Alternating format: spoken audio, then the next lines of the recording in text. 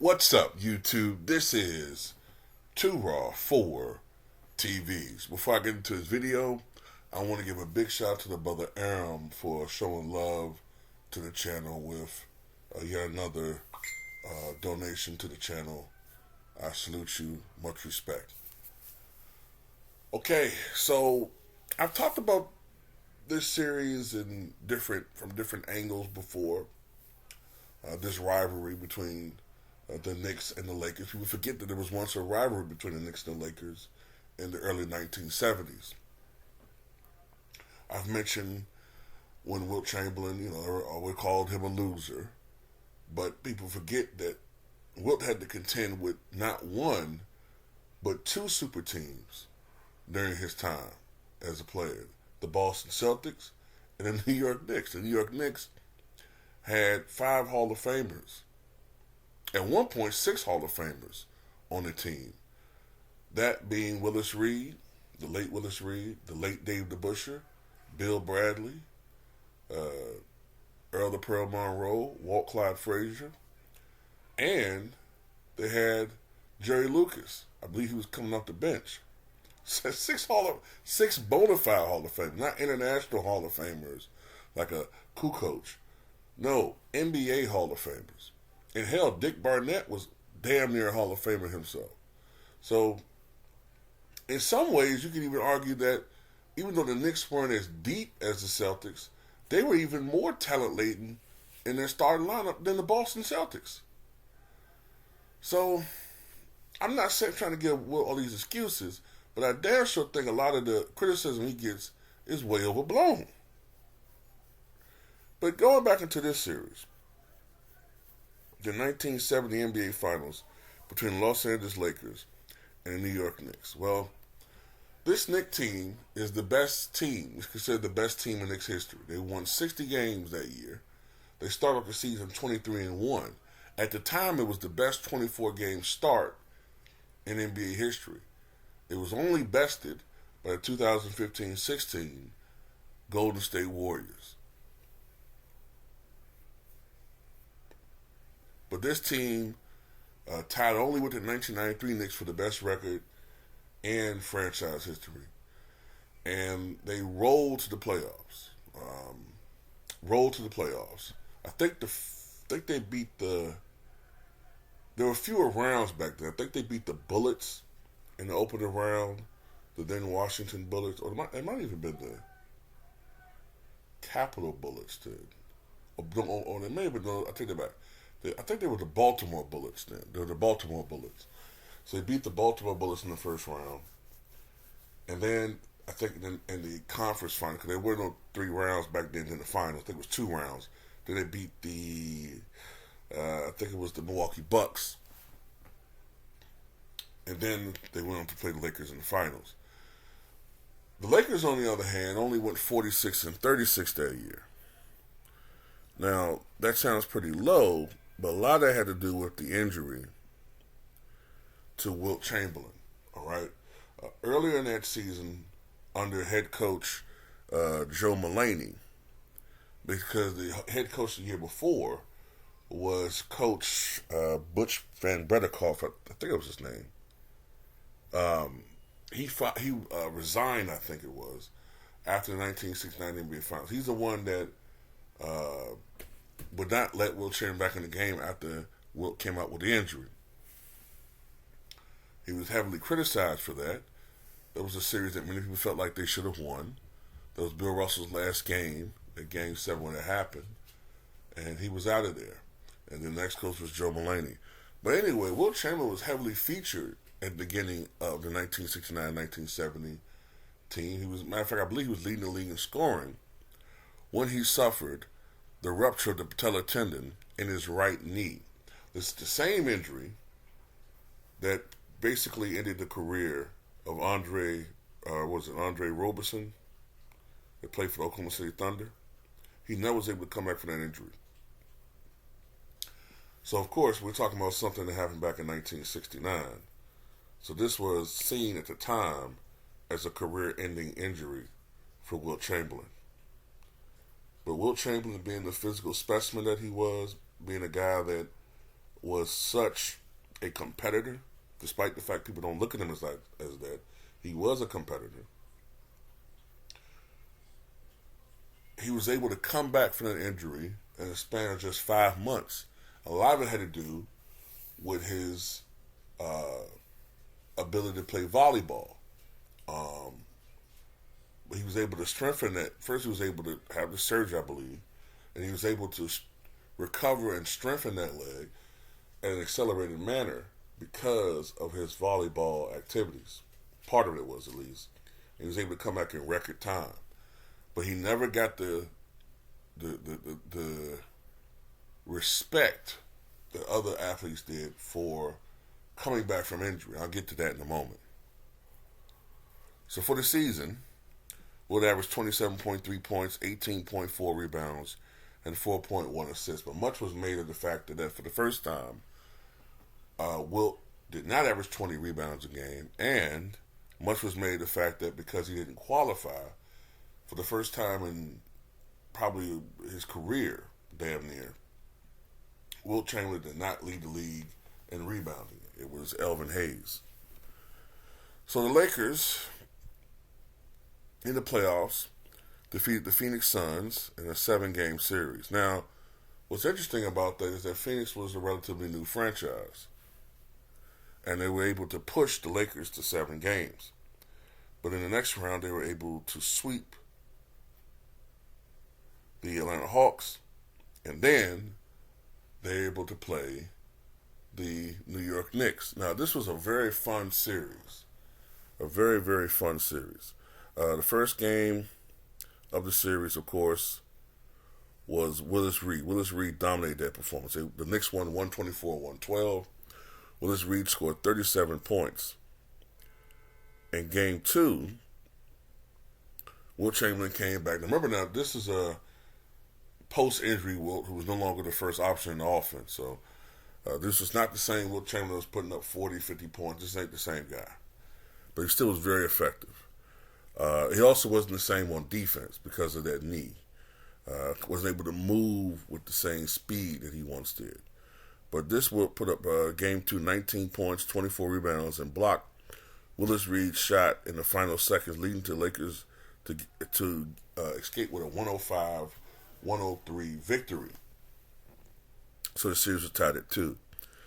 In game 3, this was the game when Jerry West hit that 60-foot buzzer beater to tie the game at 102. Now, if this had happened today, it would have been probably the greatest shot in finals history because that would have won the game. But there was no three-point shot, then it only tied the game. But the Knicks were able to still win in overtime, 111-108. So the Knicks took a 2-1 lead. In game 4, Chamberlain scored 18 points and grabbed 25 rebounds, helping to tie the series now at 2 apiece. So now comes game 5. Game 5 is very interesting because game 5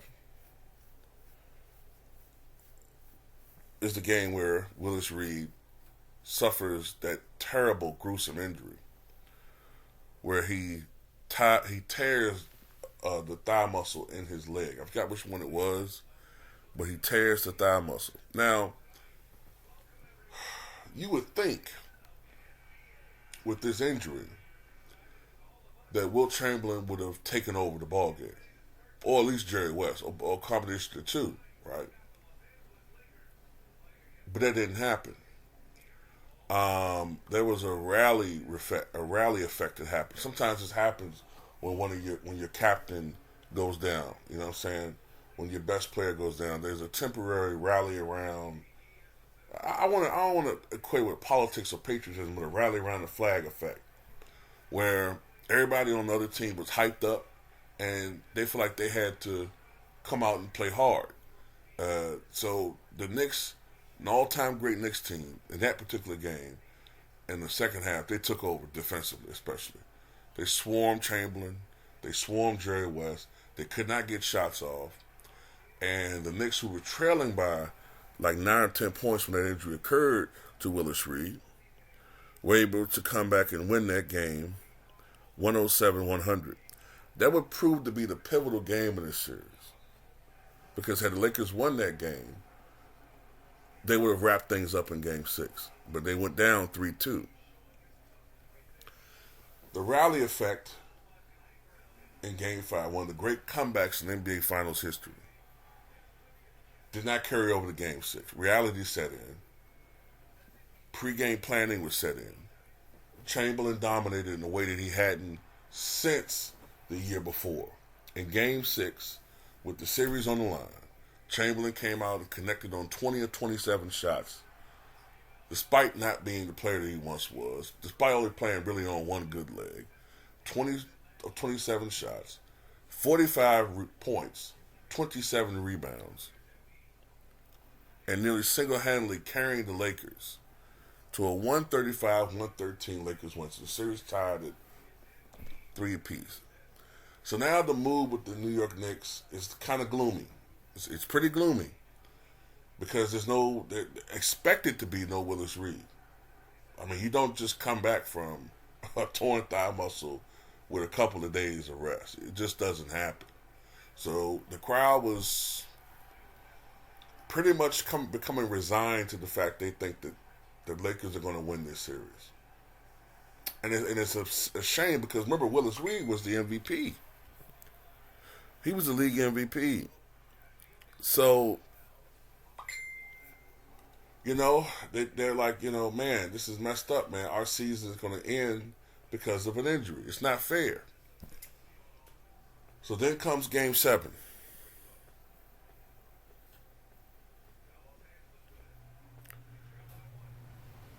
You get word early in the game that Willis Reed may come out to play. I'm like, that's crazy. He can't play. He can't even walk. And then we all know, if you're young, you haven't seen it. If you haven't seen it, and if you're a Knicks fan, it's the greatest moment in Knicks history. If you look on YouTube, you'll see it. He hobbles out. What they did was they injected him with some sort of stimulant, something they give horses to numb his leg. Like, he literally couldn't feel his leg at all. Because if he felt it, he wouldn't be able to play at all. Even with that, he was still stumbling. He still was limping. They don't do these things no more because it can be dangerous if you don't know what you're doing. But they injected him with something to give horses. And he comes out. And you know how, like, sometimes I tell you that a lot of young people don't understand the psychological aspect of sports? There's a psychological aspect of sports. It's not always about talent. If you can psych your opponent out, if you can psych them out, sometimes you got to beat halfway there. So they're thinking, we're going to beat the hell out of these guys. So when they see Willis Reed coming down, all of the Lakers reportedly were staring at him. Like, they just stopped in their tracks because, what the fuck? Why is it? What? And the crowd just goes wild. They go insane. The Garden essentially becomes the sixth man for the New York Knicks. It fills them with inspiration. Maybe we can do this. So then when Willis Reed comes out and hits his first shot, bedlam. It's a jumper. Then he comes out and shoots again and makes it. And that was it. He didn't score again. He didn't score again at all. But it didn't matter. Because the game was over. The Knicks were riled up. The Knicks were, it was like they were being carried by the electricity, the frenzy in the crowd, the frenzy in the stadium. And they were carried by Walt Clyde Frazier, who happened to have the best game of his career at the very best moment. He scored 36 points, dished out a career high, I believe it was a career high, at least a playoff career high, 19 assists.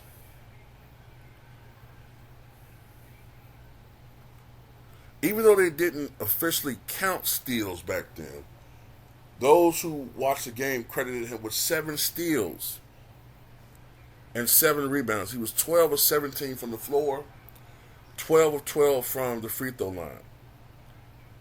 He had his best game in playoff history.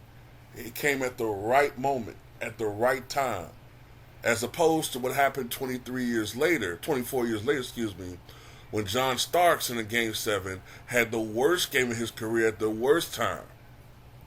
But this time, luck and fate was on the New York Knicks side. Dick Barnett, who I just mentioned, had 21 points in that contest. Bill Bradley, 18 points, 17 rebounds.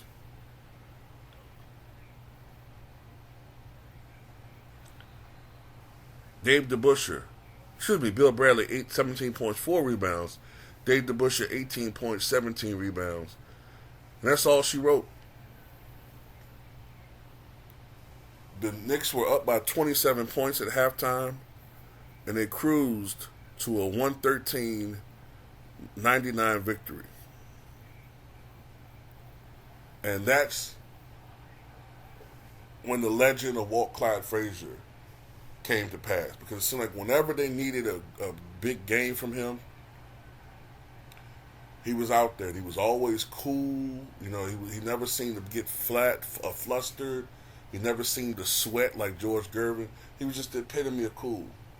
Some people argue he should have won Finals MVP, but it went to the captain, and it should have went to the captain. And Willis Reed deserved the MVP. I do want to say this, however. Wilt Chamberlain got a lot of criticism for not dominating enough in that series, but people got to remember something. Wilt Chamberlain came back from an injury that even to this day, with the advancements in medicine, with the advancements in treatments and surgery and all that, it still to this day can end careers, that injury that he suffered. For him to come back from that injury at that record time, that long ago, is a testament to his work ethic, a testament to his will, and his refusal to yield to injury and to yield to common sense, which means the common sense being that he had no business even coming back that season that long ago. But he did it because he didn't want to not be there for his teammates. So some of the criticism that he got, it was wrong.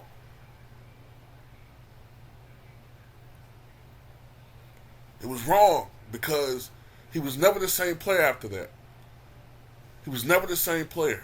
If you look at the footage, he could never move the way he did before. But he never gets the same consideration the other players get when they get hurt. But then again, nobody loves Goliath. That's all I got to say about it.